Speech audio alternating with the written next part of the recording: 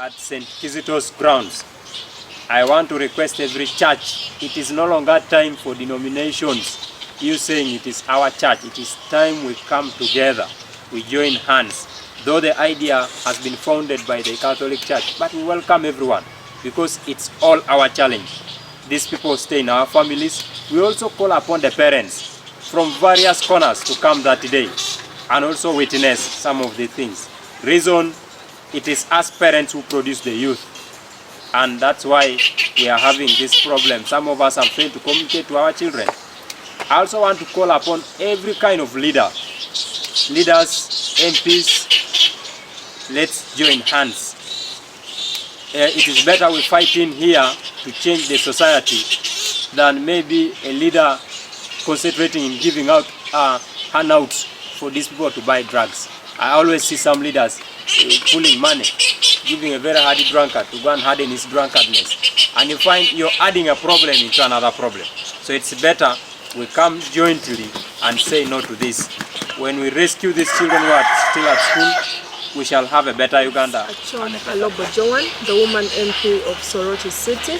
I want to thank the team here that is championing the campaign against drug abuse, misuse of drinks and its consequences. And I must say thank you, the church, the Catholic Church, in championing this. Many of the causes of this drug abuse has been mentioned.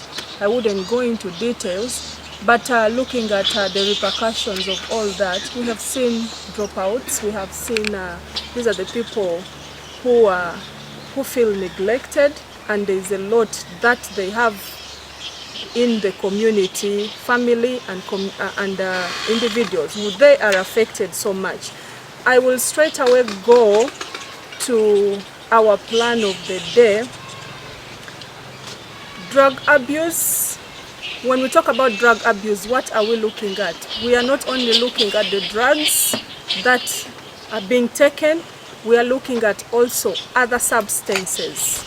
Talk about alcohol, talk about smoking, and this drives me to a position that, thanks be to God, that government has accepted to come in after getting in touch with some of the ministers at the Ministry of Gender, and the long-term plan that government is looking at is to build for us a rehabilitation center as TESO, which will help us take on these children, counsel them, and reform them to a better people.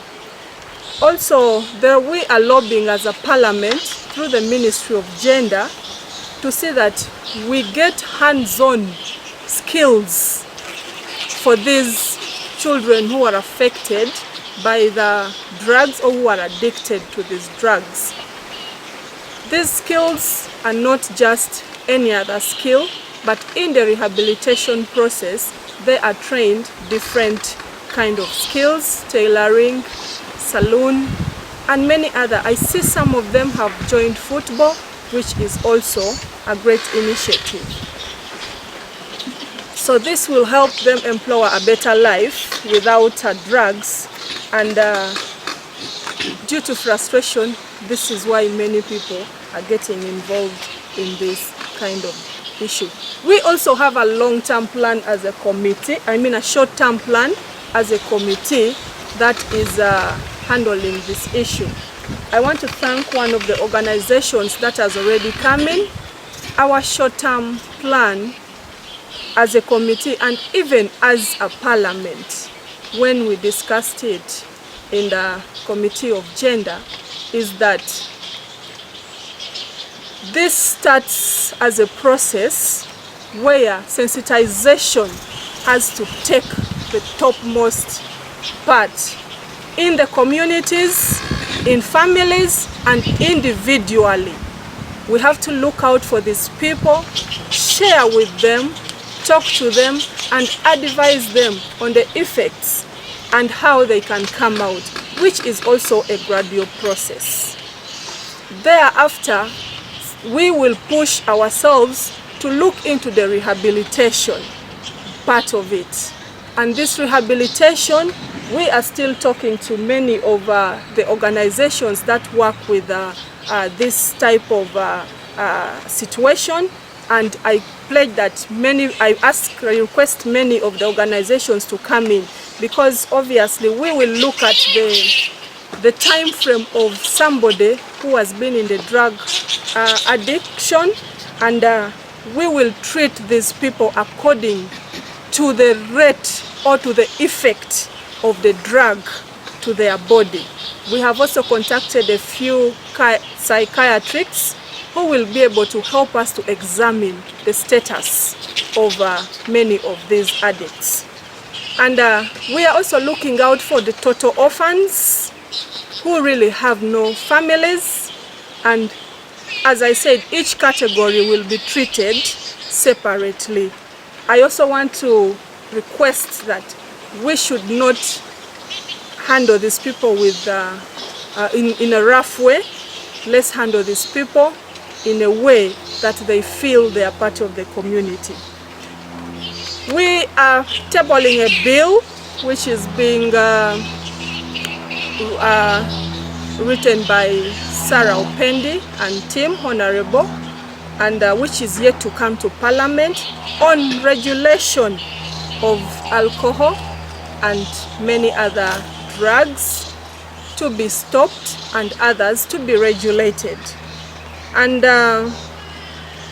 when we look at the regulation, we are not saying we are stopping it, but we are regulating the amount, the time, and how it's taken. We are talking about the time, which is taking of any alcohol should be able to start after 5 p.m.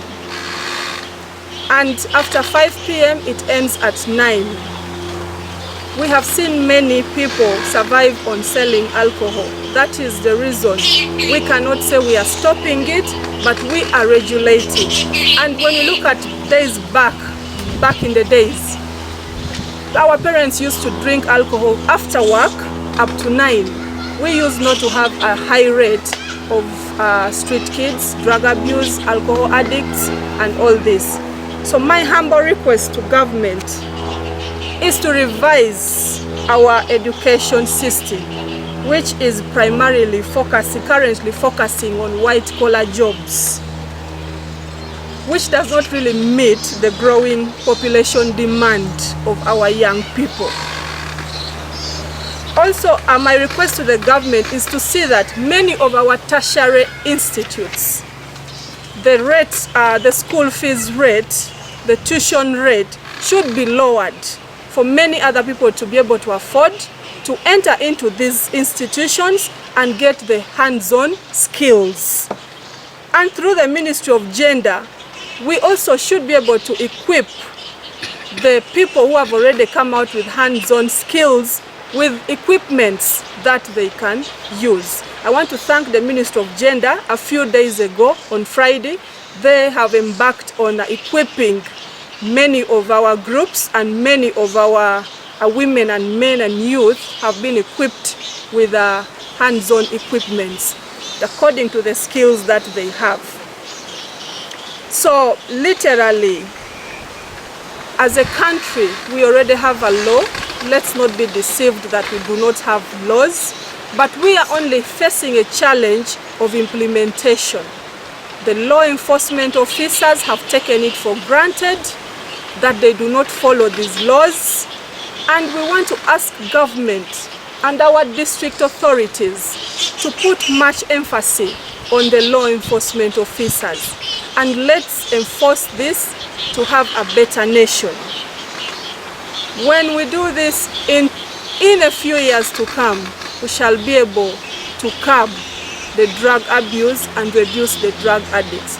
We are also aware, or I am also aware, that few people in this country are being funded on behalf of these children, but they are also using the funds to keep these children on the streets, and they are buying them the drugs.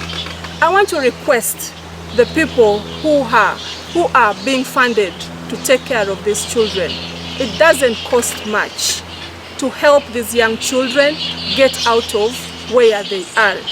Can we be honest to ourselves and use the funds to ensure that you equip these drug addicts with whatever the funders expect of you? Take them out of the street, give them other activities to do. Like in Teso here, we have football promoters, but none of the street kids or the drug addicts is being part of them. And yet many of the people in this country are being funded. So let's all rise up, join the church in fighting against drug abuse and its consequences to have a better nation. Very soon we shall table a bill.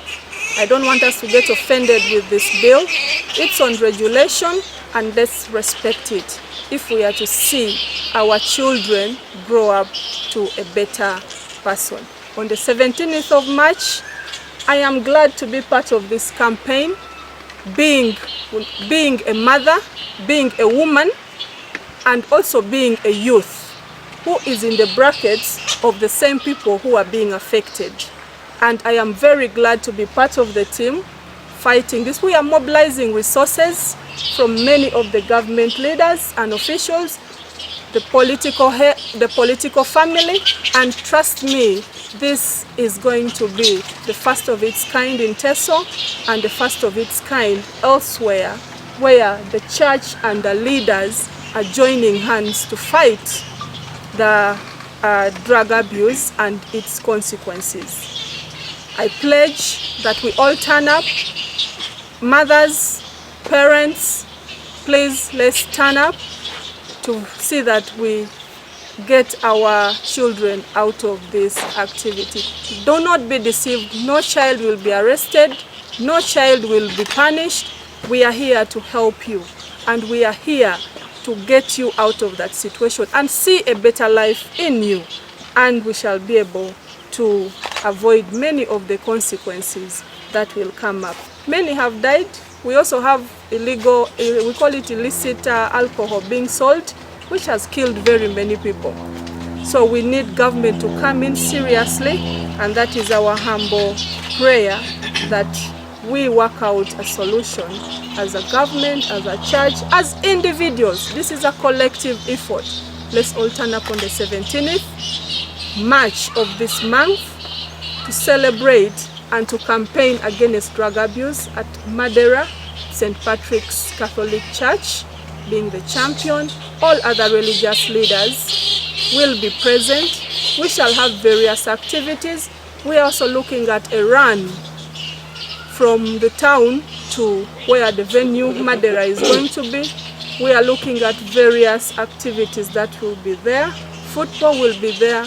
We have talked to some of the street children, and they are very much willing to be present. That is the beginning of their new life, I am sure. Thank you so much. May God bless all of us. And Honorable, before you sign off, I just have a simple question. Soroti City, of course, being one of the famous urban centers in Teso sub-region, we have known it has become actually the key supply center of drugs in Teso, where the people of Kabermaido, they pick from Soroti. Amuria, they pick from Soroti.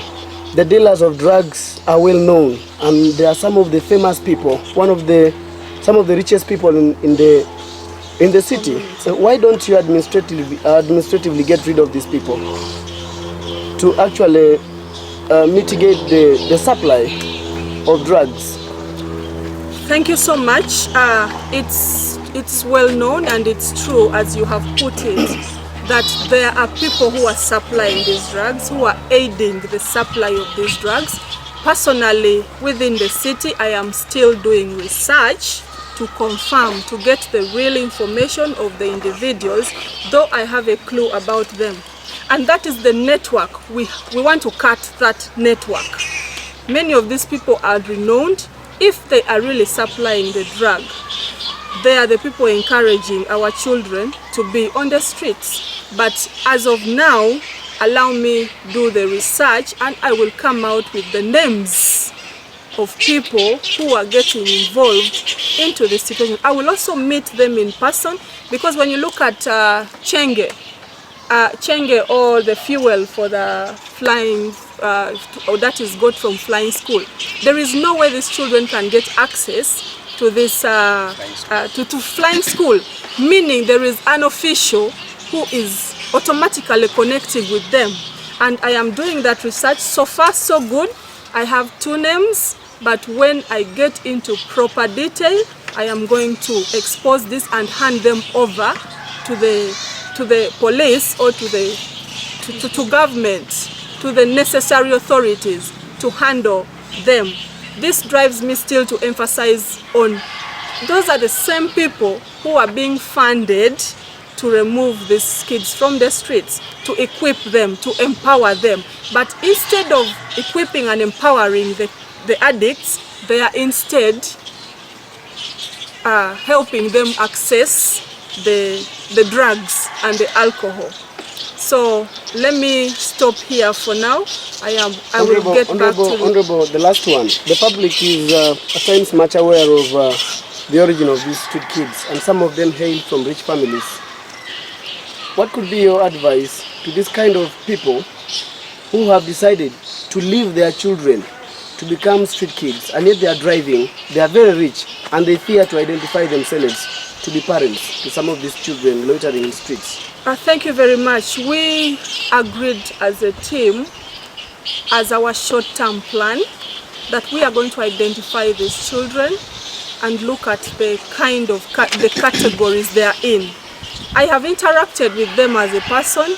They are total orphans. There are children with single parents. There are children with both parents. And as you said, there are children with very rich parents.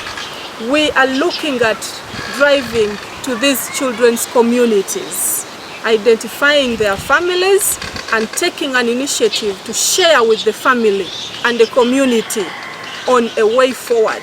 And we are very much willing. It's even good if some of them have rich parents, they are even able to facilitate their rehabilitation comfortably. And by the end of the day, these children will be able to come out and become good citizens and the future leaders of this country in whatever capacity.